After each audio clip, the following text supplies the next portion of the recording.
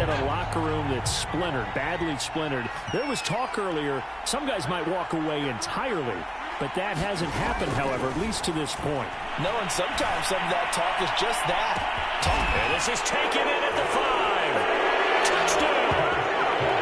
Dalton Schultz, 42 yards. And the Vikings are going to add on to their lead. He put quite a bit of air underneath that touchdown pass. Of course, we knew that he had the strong arm. That part was easy. You could see that throughout his college career. But what you want to know about a rookie is when the pressure... Here are the Vikings now to start their next drive. They've really distanced themselves. They have put the pedal to the metal, I guess, so to speak. So definitely have them in the rearview mirror, don't they? I mean, you're exactly right. Being able to string together these drives that end up in points, it's almost like a run in basketball to create that distance, and they're on a really big-time one right now. It becomes contagious, doesn't it? It absolutely does, because oftentimes it translates to your defense as well, because they're excited about getting the ball back for their offense that's playing so well. Well, they are clicking right now.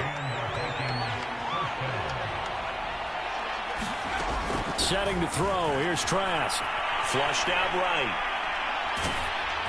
Oh, this one incomplete. The pressure got to him as he released it. And it's second down. So now 2nd and 10 after the incompletion on first down. Trask to throw it. They set up the screen for Henry. Room here to run. And he'll be taken down, but not before he works it past the 50. And while we may be looking at the scoreboard, this offense certainly is not, because they're showing no signs of backing down, even with a 3-score lead here in the third quarter. I think they keep taking their shots. They've seen blown leads happen throughout this league. They don't want to fall victim to it themselves. Tackle made that time by Brandon Graham. 3 yards on that last carry. Here's 2nd and 7. Now Trask. Throwing over the middle, and it's incomplete. And there's a good opportunity to just want to ride there. A drop pass. I guess that's why they call them running backs and not catching backs. That ball nearly intercepted, but he could not hang on. Oh, a pick there certainly would have been nice. Instead, at least, it'll be 4th down. On 4th down, the punt team is on as this is sent away. And this will hit just beyond the goal line as it's into the end zone for a touchback. And Detroit back in position.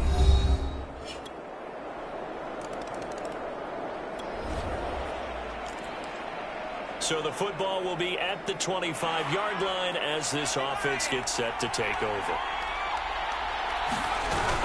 They'll start on the ground. It's Derrick Henry. And he'll power his way forward for about 4 yards there on the first down carry. Well, it's time for them to be good teammates right here. And what I mean by that is possess the ball for a little while. Get at least 2 first downs. Give their defense a chance to settle down a little bit after they give up a touchdown. On 2nd down, here's Fournette. And he's going to be taken down with a marker on the field.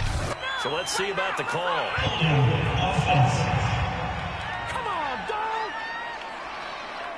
He was trying to clear the way, the big fullback. Instead, he gets a hold. You don't see that very often on running plays from those guys, because usually they're the lead blocker. Normally, when he gets caught, it's in a passing situation.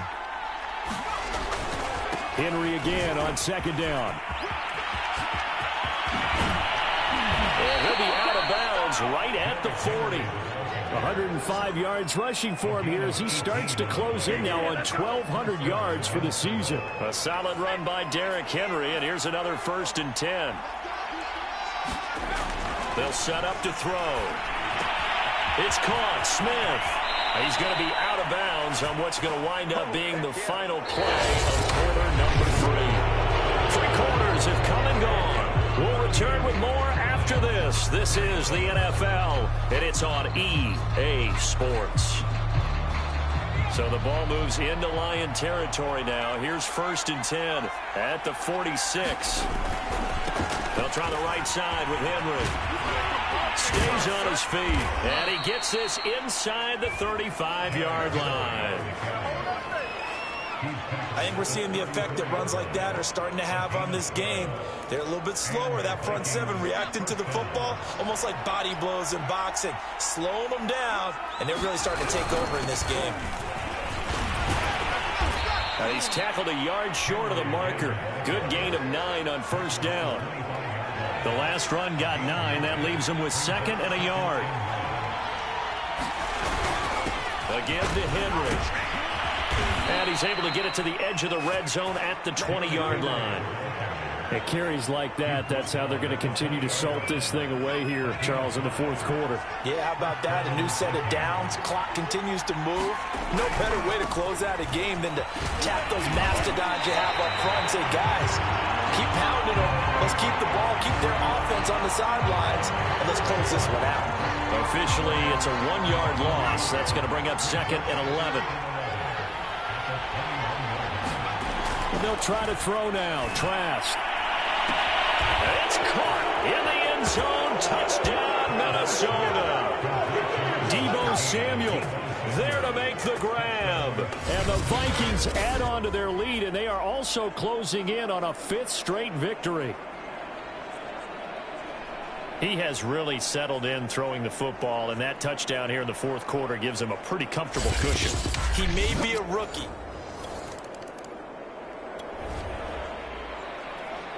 So this offense will head back out there, already in excellent field position thanks to the interception. They'll try and run for it with Henry. And he'll get into the end zone. Touchdown, Minnesota. Derrick Henry, his 11th touchdown of the year. And the Vikings are closing in on win number 10 as they extend this fourth quarter lead.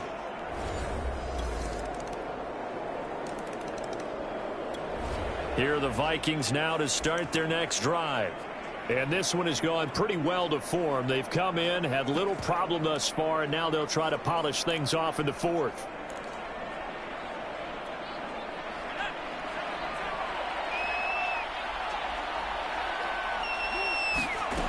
They'll come out throwing here to start the drive. Eluding the pressure right. And he finds his target. It's Schultz. And he'll be out of bounds across the 30-yard line. They'll operate from the 32-yard line here, 2nd and 3. Now back to throw. Throwing over the middle, but it's incomplete. Quarterbacks work all the time on manipulating the defense with their eyes and their head movement. In this case, he just stared the receiver down. That allowed for excellent coverage, able to knock that one away.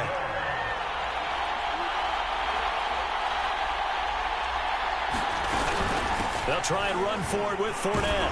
And he will be very close to a first down, but I see the closed fist of the referee, and that means 4th down.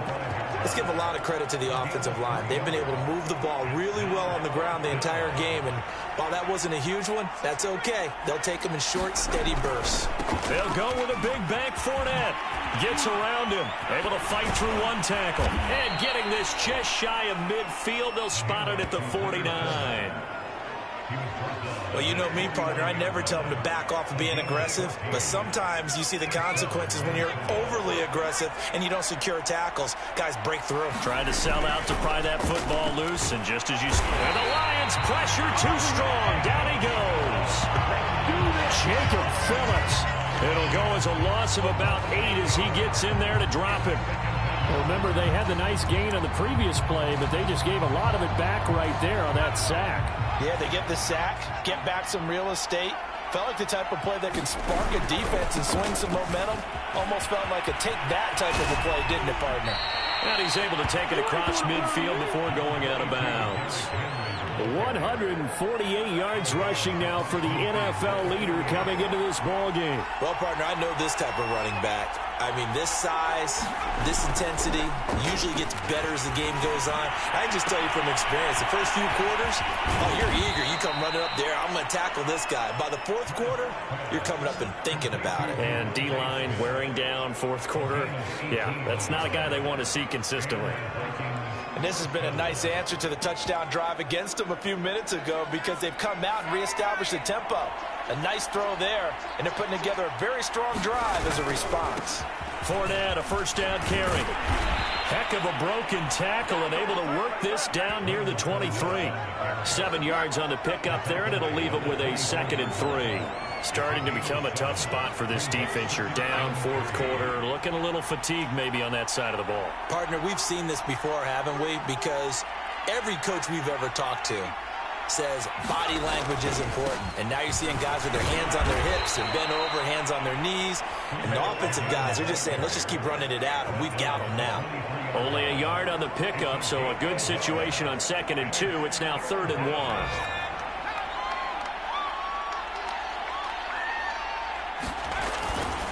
Henry will get it. He's been busy today. And he is out of bounds right around the 10-yard line. No doubt those are the types of carries they're looking for here, Charles. The lead in the 4th quarter. This is when coaches that have a reliable running game, they breathe a little easier on the sideline. Yeah, they love the idea that they can take the air out of the football at this point of the game. That means they're really... Touchdown, Vikings! Deebo Samuel from 10 yards out. And the Vikings find a way to stretch their lead. Is it okay if I break one of our rules, partner, which is to never call a game over until it's over? Because this certainly feels like it's over after that drive. Yeah, that...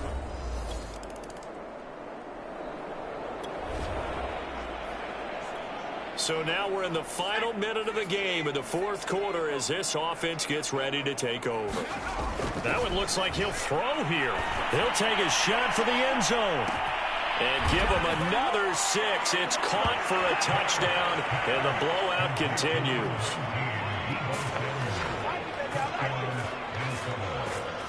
Well, there's just about a minute left in this game, and they're still taking it into the end zone. And you know they could have taken a knee there, but they decided to play this one all the way out. And I think their philosophy is, we're going to give you everything we've got.